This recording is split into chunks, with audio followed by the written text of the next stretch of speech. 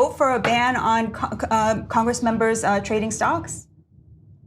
Yeah, I mean, this is like number 1,000 on my priority list of things to care about. This is one of those stupid things that I've been dragged through the mud on. You know how many money I've ever had in the stock market? About $20,000, and yet I've been dragged through the mud on this as if like there's some insider trading. And sure, yeah, why not? Don't let us trade stocks. How about we'll just keep whipping ourselves? How about we don't make any money either?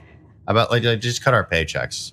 We haven't gotten a pay raise since 2008, even a COLA increase. So, yeah, no, actually, no, yeah, this is a great idea. Let's make Congress a place where only the millionaires can actually afford to do the job.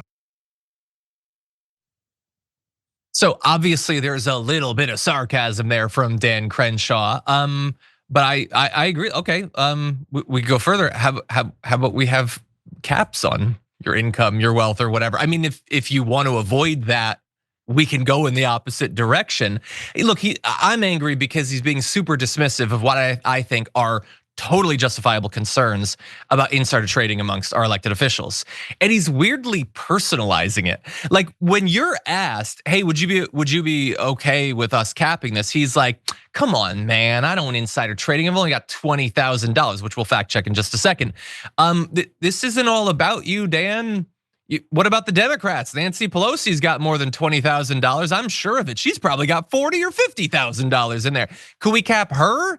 Is it okay? Not everything is actually about you, and there definitely is insider trading that's going on. It's not weird of people to have an issue with that. And so first of all, just on how much he's at in the stock market.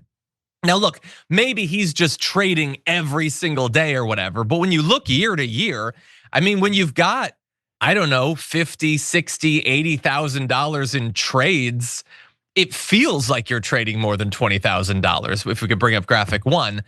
But anyway, look, the big concern is how Congress people monetize their positions. Now, he's clearly frustrated about the fact that they haven't gotten a pay raise, although most people would respond with, well, you haven't raised the federal minimum wage in just about as long, so why are you more concerned about your own pay than the pay of literally tens of millions of people who desperately need your help? People who, by the way, don't make $174,000 a year. And if you want to be frustrated about that, like maybe if you guys had strict limitations on your ability to trade on insider information, maybe if you had more limitations on your ability to parlay your positions into sweet lobbying gigs or like book sales and stuff like that, all these different things that allow you to be influenced by the wealthy, maybe people wouldn't have a problem with your pay being increased every once in a while. But when that seems like the smallest drop in the bucket of all of these ways that you guys inevitably get wealthy once you're in office, maybe you can try to understand why people have a little bit of an issue with the current setup. Now, he's gonna get even more mad than he was there. That was mostly just sarcasm. He's gonna get more angry, but Brett, what do you make of what you already saw? That's amazing. He's very grumpy. And he's very grumpy for someone who's making $174,000 a year salary, which is basically 2.7 times the average salary of the average American, according to the Social Security Administration. So he's upset about that. Also, like, yeah, I agree that we're not talking about you then, buddy, but there are people who make millions and millions of dollars, like basically rigging the system against normal people and then reaping the benefits based on what they themselves chose to fund, period. That's what happens. That is exactly what happens. And you want to raise, congressional approval ratings are underwater by 38%. 60% of Americans, and this has been consistent for years, 60% of Americans think you're doing a bad job, but you get to keep it. Yeah. Where else in the world does that happen? And yet you're complaining about $175,000 a year. Honestly, if you like this market-based approach and you really want to participate in it, like for me, my bonus structure is based on overall performance. If we don't hit our performance goals, I don't get a bonus. I've said this on the show before. We need, we need an index fund for how well you're doing your job. And you can get your bonus if people like how well Congress is working, if they actually pass stuff that benefits America in a tangible, measurable way that makes other people's lives better. If you improve other people's lives, then maybe we'll talk about tossing you a few shekels so you can make a little extra cash. Yeah.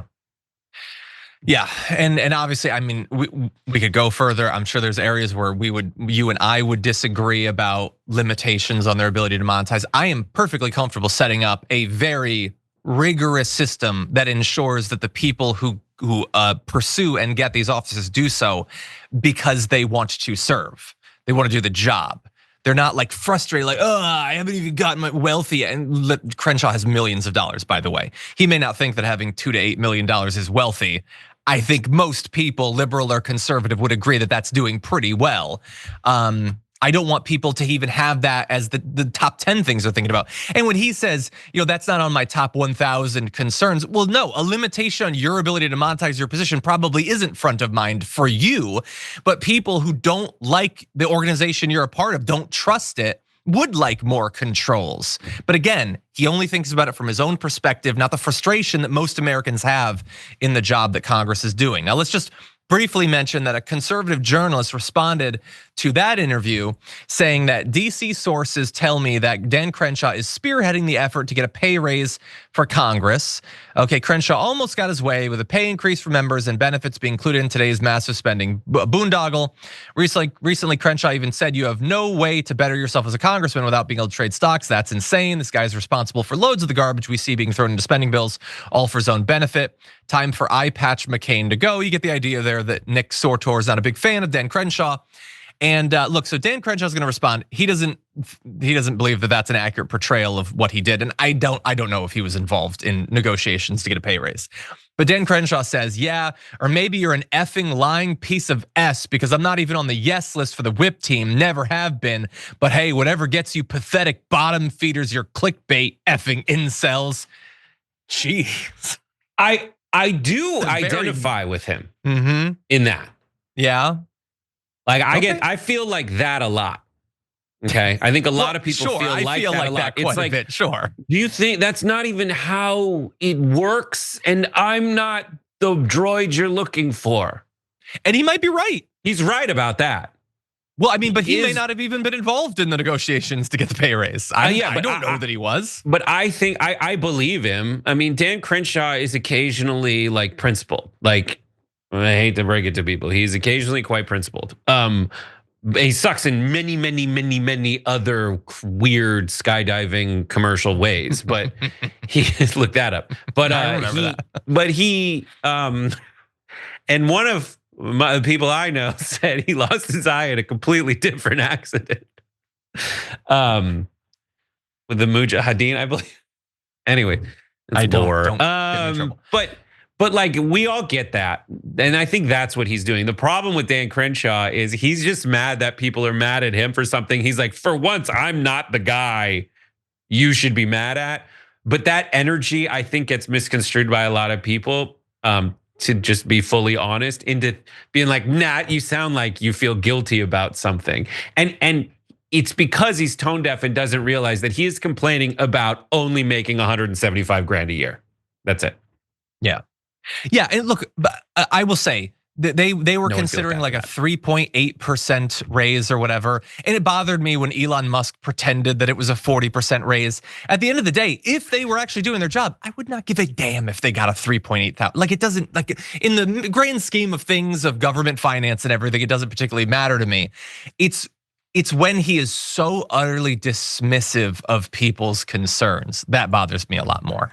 And I think there can be a strategic proposal by a Bernie Sanders type that says, listen, we'll set you on a nice schedule for a cost of living adjustment raise if you put the minimum wage federally in line with how Congress has gotten raises over time, and promise to raise the minimum wage commensurately with how Congress is getting paid. That is a very, I think, effective pitch.